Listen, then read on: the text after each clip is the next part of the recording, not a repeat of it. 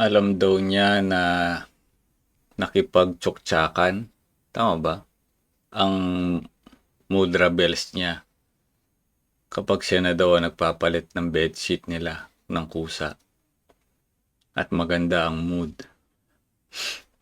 Minsan nakakatakot na rin ho talaga ang mga Pilipino. Alam mo yung mga ganitong uri ng private na nilalabas pa nila, di ba? Pero pag ginawa mo yan sa kabayan mo, kagaya niya, nagre-react tayo, sigurado magagalit ito. 'Di ba? Minsan hindi ko na maintindihan yung mga Pilipino eh.